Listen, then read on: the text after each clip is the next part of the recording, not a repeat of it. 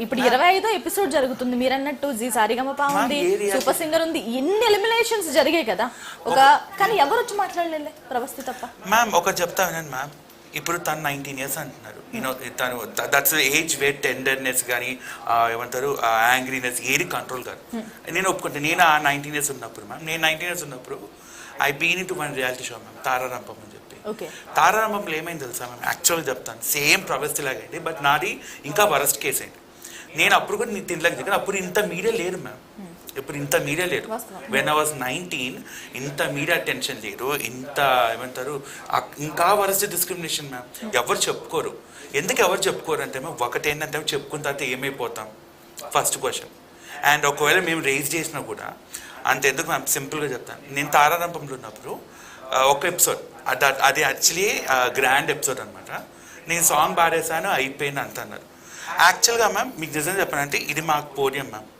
Judges podium మాకు judges పోడియంకి యాక్చువల్గా ఎంత చాలా దూరం ఉంటుంది 6 feet దూరం ఉంటుంది ఏ రియాలిటీ షోలో అయినా అది 6 feet మ్యాండేటరీ జడ్జెస్ మమ్మల్ని ఇలా చూస్తారు ఇప్పుడు కెమెరా ఇక్కడ ఉన్నాను నాకు కెమెరాకి మినిమం ఒక 3 feet 4 feet ఉంటుంది దానికన్నా ఇంకో ఎయిదర్ ఒక 1 feet కానీ లేకపోతే 1 feet తక్కువ ఉంటుంది నాకు ఒక పాయింట్ ఏంటంటే ప్రవేశ ఒక పాయింట్ ఇందాక ఏమన్నానంటే వాళ్ళు నా గురించి మాట్లాడుతున్నారు నువ్వే నీ గురించి మాట్లాడే గ్యారెంటీ ఏముంది it could be anything ear phones లో వినిపించింది ఏంది అది కాకుండా ఆమె ఇంకొక ఎలిగేషన్ వేసింది ముఖం చిట్లించుకుంటున్నారు సంథింగ్ ఏదో వాడింది అసలు ఇలా కెమెరా ఫేస్ చేస్తున్నప్పుడు పక్కన కూర్చున్న జడ్జెస్ ఫేస్ కనిపించదు కదా మ్యామ్ లేదు కనిపించదు కదా మ్యామ్ అప్పుడు కెమెరా ఉంటుంది కదా అట్లా అబ్జర్వ్ అవుతుంది మ్యామ్ ఇది ఒక పాయింట్ నేను నిజంగా ఐ వాంట్ టు క్లారిఫై నేను ఈటీవీ విన్ యాప్ డౌన్లోడ్ చేసుకొని కూడా చూసాను మ్యామ్ చూసాను ఇప్పుడు దాకా అసలు అది లేనే లేదు మ్యామ్ ప్రవస్తిది లాస్ట్ పాడిన సాంగ్ వచ్చి ఏమంటారు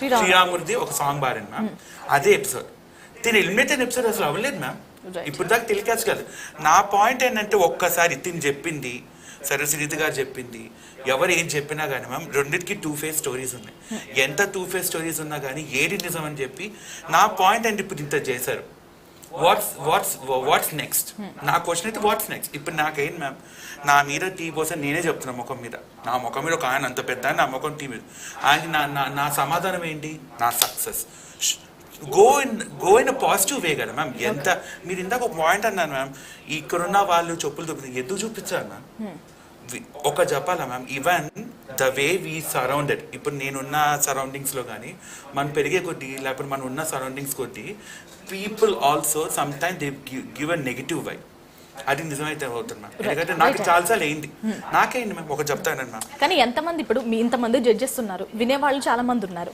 మీది ఒక అభిప్రాయం ఆయనదొక అభిప్రాయం ఆయనదొక అభిప్రాయం కదా కానీ వినేవాళ్ళు వాళ్ళు సెలెక్ట్ చేసుకుంటారు కదా దిస్ ఇస్ వాట్ రైట్ అని ఇప్పుడు ప్రశస్తి విషయంలో కూడా తల్లిదండ్రులు ఉన్నారు ఆమెను ఆపచ్చు లేదంటే అమ్మ నీ కెరియర్ పోతుంది వద్దు మనకి ఎందుకు పెద్ద పెద్ద వాళ్ళు అని కూడా నచ్చ చెప్పొచ్చు కానీ ఒక వాస్తవం ప్రవస్థ ఏమంటుందంటే మా ప్రతి దాంట్లో చూసిన వీడియోస్ దాంట్లో అయితే మా అమ్మని ఇన్సల్ట్ చేశారు అందుకని నేను ఈ వీడియో పెట్టాల్సి వచ్చింది లేకపోతే నేను పెట్టేదాన్ని కాదు రైట్ అండి రైట్ శ్రీచక్ర గారు అంటే ఒక వివాదం జరుగుతున్నప్పుడు మాట అనుకోవడం అది పెద్దది అవ్వడం ఇస్ కామన్ కదా అలా కొట్టిపాడాల్సిన అవసరం లేదా లేదంటే సునీత సింగులర్ యూజ్ చేసింది మా అమ్మని నేను అగౌరవపరిచిందని పెద్దగా చేసుకోవాలంటారా ఇవి యాక్చువల్గా ఇందులో పొటెన్షియల్ ఉంది దేన్ని హర్ట్ అయిన విషయాన్ని మాట్లాడవచ్చు కానీ ఏంటంటే డీటెయిల్గా మాట్లాడుతున్నప్పుడు చాలా చిన్న చిన్న విషయాలు కూడా మాట్లాడి ఆమె కంప్లైంట్ లాగా చెప్తుంది సేమ్ ఏజ్ గ్రూప్ వాళ్ళతోటి ఇబ్బందులు వచ్చినప్పుడు ఎట్లా చెప్తారు అలా వాళ్ళందరూ పెద్దోళ్ళందరూ వాళ్ళందరూ లెజెండ్స్ లాగా ఉన్నారు అక్కడ వాళ్ళతోటి ఇంత చిన్న విషయాలు అనేది కరెక్ట్ కాదు ఇప్పుడు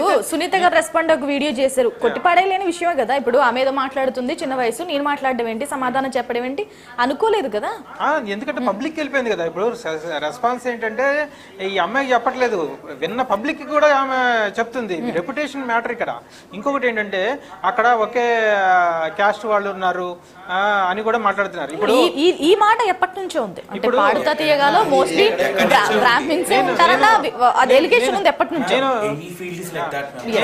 నేను ఒక విషయం చెప్తానండి ఒక ముస్లిం వచ్చి పాడొచ్చు ఒక క్రిస్టియన్ వచ్చి పాడొచ్చు అక్కడ ఉన్న వాళ్ళందరూ హిందువులే అని చెప్పి కంప్లైంట్ ఇస్తే ఎట్లా ఉంటది ఓకే ఇక్కడ టాలెంట్ టాలెంట్, జడ్జిమెంట్. ఒకసారి అక్కడ జడ్జిగా కూర్చున్నప్పుడు జడ్జిగా కూర్చోబెట్టింది ఎవరు? నిర్వాహకులు కూర్చోబెట్టారు.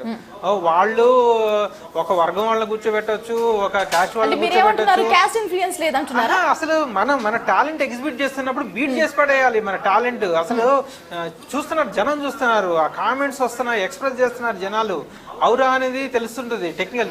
ఇప్పుడు తన సింగర్, యాజ్ సింగర్ తను కూడా ఒక మిస్మరైజింగ్, అరే వాటే వాయిస్, చాలా వండర్ఫుల్ కెరీర్ ఉంటుంది మీకు అని చెప్పేసి విష్ చేసే పరిస్థితి ఉంటది, అంటే టాలెంట్ ఎగ్జిబిట్ చేస్తున్నప్పుడు.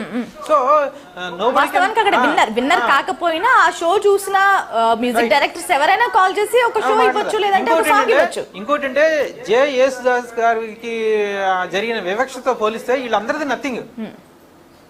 ఆయన అసలు టెంపుల్ కే రానివ్వలేదు. అలాంటిది టెంపుల్స్ లో, ప్రతి టెంపుల్ లో ఆయన పాట పాడే పరిస్థితి భగవంతుడు బ్లెస్ చేశాడు. అది ఎంత మిరాకిల్. సో మనము లైఫ్ లో ఫైట్ బ్యాక్ చేయాలి. I like the way she fighting.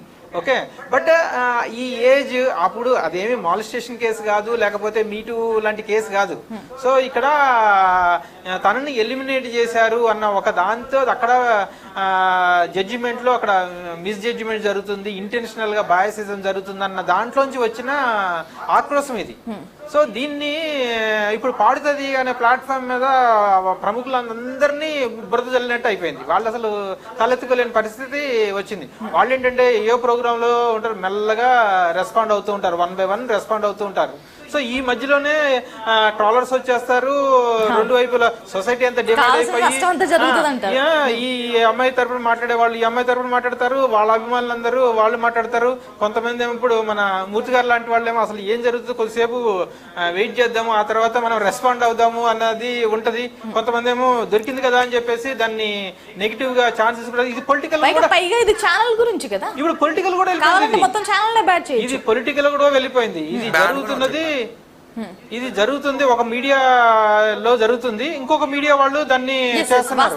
ఇట్లాంటిది కూడా అంటే ఈ టర్న్ ఎట్లాగ వెళ్ళిపోతుంది అంటే మన చేతిలో లేకుండా వెళ్ళిపోతుంది. నేను రిక్వెస్ట్ చేసేది ఏంటంటే, ఇప్పుడు అమ్మాయి ఏమో ఇంకా ఆమె కెరీర్ కండమని ఆమె డిసైడ్ అయిపోయింది, నేను ఇంకా పాడను ఇట్లా కూడా మాట్లాడుతుంది.